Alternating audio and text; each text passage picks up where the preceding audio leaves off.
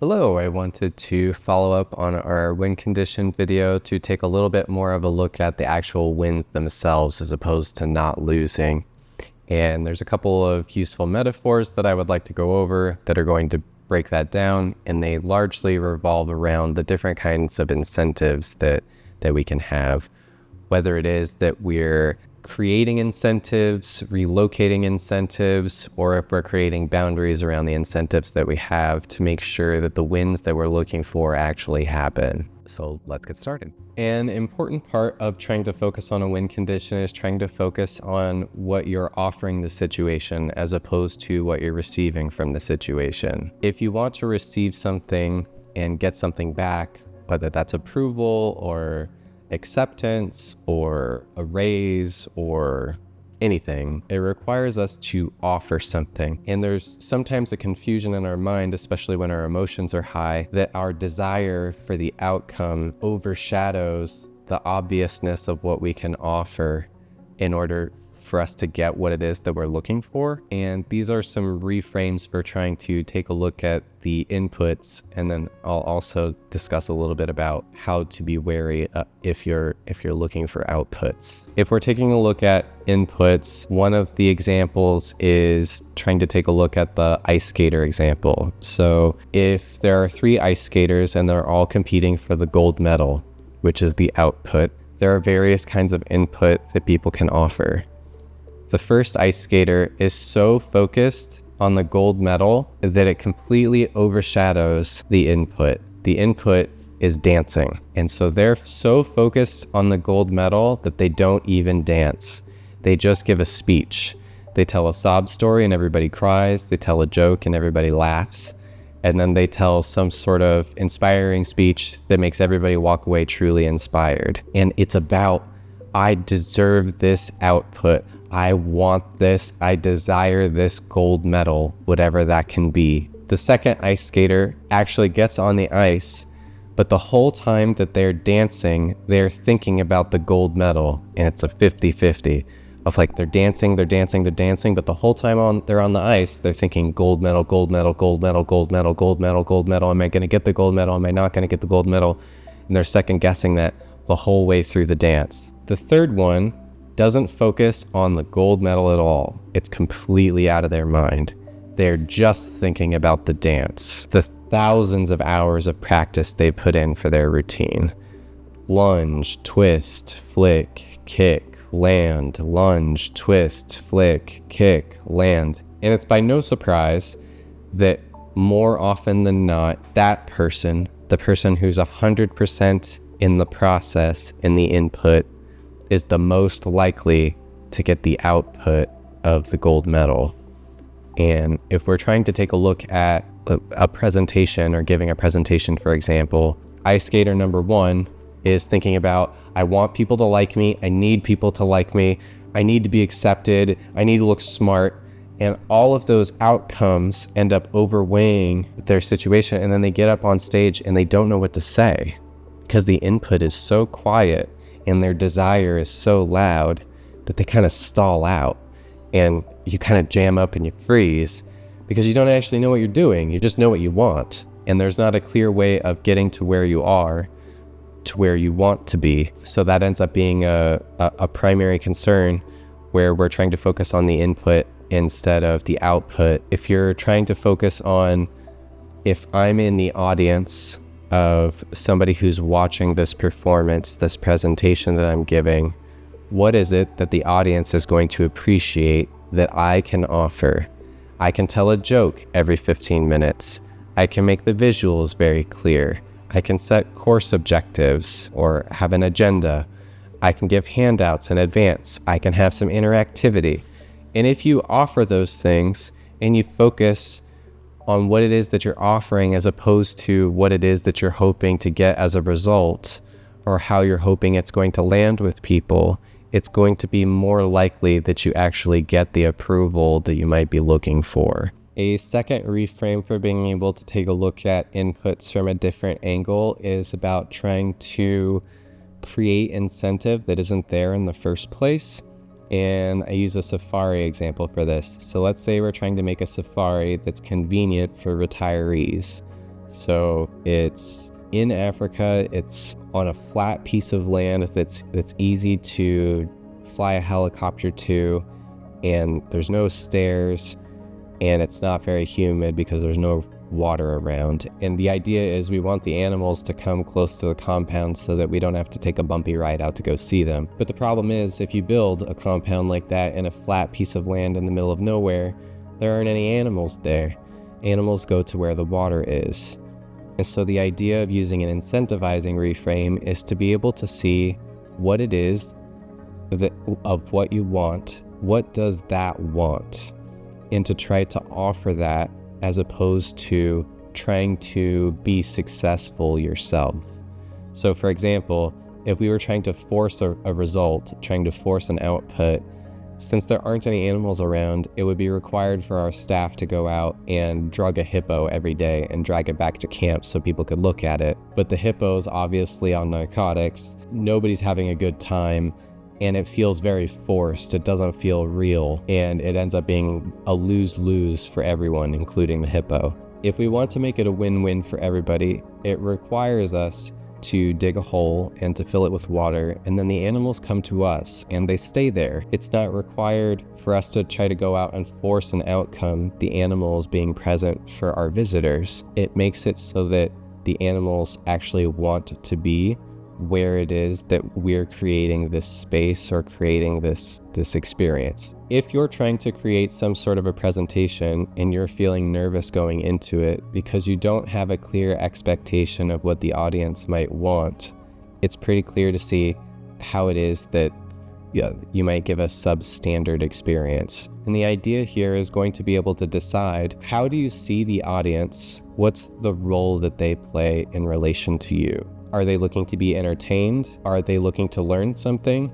Is this very professional and they want the details explained very explicitly? And it's asking that question in advance. It's often a combination of a few things as opposed to one thing explicitly, but then put in the planning to offer those things explicitly. Make sure there is a joke weaved in so it's a little bit entertaining, but stick to the facts. Show spreadsheets, show charts, show graphs. Whereas if you try to go to other agencies or you're trying to present to a different crowd, artists, for example, if you're trying to put a whole bunch of numbers and charts and graphs and things, you're pitching it to the wrong crowd and you're trying to drug the hippo. It's not helpful. It's not what they want. And as opposed to what you want, which is to be approved of or to feel like you did a good job, it's trying to focus on what they want and offering that directly. Another input example is this grocery store metaphor. And so I'll ask the question, what happens when you go to the grocery store and you're hungry? And it's a similar experience for everybody. We end up buying things that aren't good for us. We go to the aisles that we would ordinarily avoid, and we're much more pressured when you're at the checkout counter to make some sort of a guilty pleasure happen for ourselves, as opposed to going in with a plan where you ate in advance, you came in with a grocery list, you're meal planning, you clipped some coupons for some things you expected to find.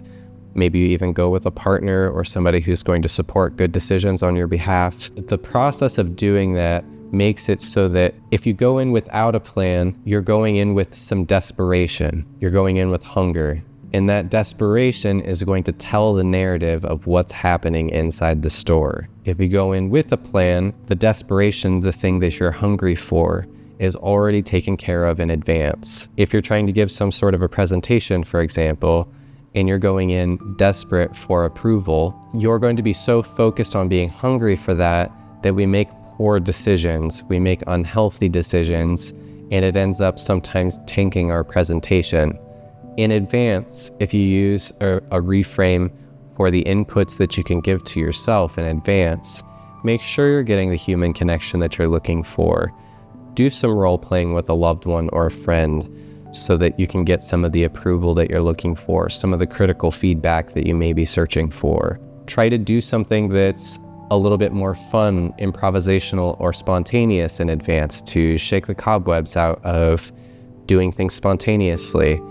And that can end up helping to take off some of the edge of trying to make it so that the crowd is giving you what you're desperate for, as opposed to proactively providing that for yourself. The last input reframe that I'll talk about is setting absolute goals instead of relative goals. If our goal is to try to run some sort of a race, we can set a race with ourselves and set an absolute goal of an absolute number that we would like to hit. I would like to run a mile in 7 minutes. It doesn't require if somebody else is faster than that. It doesn't require if somebody else is slower than that. What I'm looking for is, can I reach a 7-minute mile?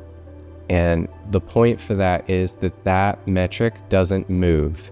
It stands still, it remains neutral, it's objective. If you use a relative goal, which is I want to come in first place, it does require somebody else, and the goal becomes don't fall into second place. And we end up moving ahead and the bar changes. It's not an objective win condition, it's a subjective one. And the problem with that is that there isn't a way for us to clearly define something that's satisfying in advance. It requires us every moment to check to see if somebody has overtaken us, if somebody else has achieved first place ahead of us. In every moment, we're second guessing the decision that we're making, as opposed to projecting forward that if I pace myself at this speed and I take off with this kind of a technique, I can run a mile in 7 minutes. And then you can build a routine into that to be able to make that happen. That ends up helping us to compound on our own skill set and learning something about ourselves. In the process of being able to see how this works with giving a presentation, if you're trying to make it so that the relative goal is what other people think about your presentation, and it's based off of the relativity of whoever it is that you're pitching it to. If you've got somebody who's having a really bad day, they could completely make your amazing presentation look like utter crap because of inputs that you had no control over and aren't even accurate. The idea for setting an absolute objective for yourself is to define in advance not what the objectives of the presentation are, that's one of the other reframes, but what are the objectives for you as a presenter presenting this presentation. I did this, I did that, I told a joke, I presented myself professionally, I went through the slides, I left contact information, I answered questions. If you're able to set those goals in advance the same way that you would a 7-minute mile, and you complete those tasks, and something else emergent comes up that offsets what your plan was, that's outside of bounds. We're trying to talk very specifically about what it is that you're setting up for yourself to do, and what are your standards for success. What does that look like?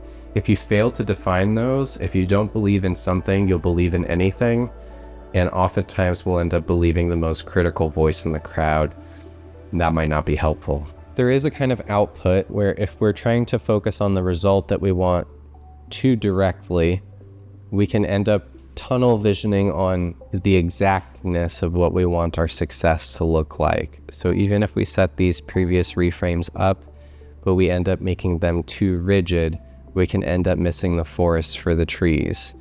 An example that I like to use is the drowning man parable, which is amazing. It's one of my favorite parables. So there is a preacher who's praying to God for a miracle, and he's on the deck of his church, and there's like 2 feet of water but beneath the church that's up, and a neighbor comes by in a canoe and says, preacher, we got to get in the boat, we got to get out of here, there's a flood happening, we're gonna die if we stay. And the preacher says, don't worry about me, I'm waiting for a miracle to come, God's gonna protect me. So the neighbor goes off without him. The flood continues, and he's now on the 2nd story balcony praying to God for a miracle. And somebody comes by in a motorboat, and they say, preacher, you got to get in the boat. We got to get out of here. If we don't leave, the flood's going to come, and we're all going to die. Let's go. And the preacher says, I'm waiting for a miracle. I'm going to be fine. You go on without me. Go save someone else. And so the guy leaves. It's sometime later, and now the preacher is on the roof clinging to the steeple, and the Coast Guard comes by in a helicopter, and they let down a ladder, and they say, preacher, grab the ladder, we got to get out of here. It's going to get even worse than this, and you're going to die if you don't grab onto this right now. And the preacher won't do it. He's still praying to God for a miracle. So sometime later, the priest dies, and he goes to heaven, and he waits his turn in line to speak with God. In a very disgruntled and frustrated tone, he says, God, I'm very disappointed that you didn't send a miracle for me. I devoted my whole life to this, and I'm just so beside myself that you couldn't part the seas for me or do something miraculous to try to help me. And God says, I sent you 2 boats and a helicopter. What the hell else do you want from me, man? And it illustrates that sometimes we can be so tunnel visioned on the specific output that we want that we miss all of the different opportunities for inputs, for ways for us to move forward that we could actually embark on.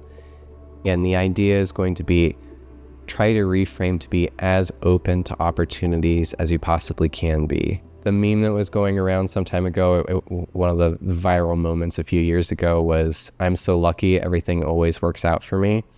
It was this cool approach where somebody had said this to themselves several times a day.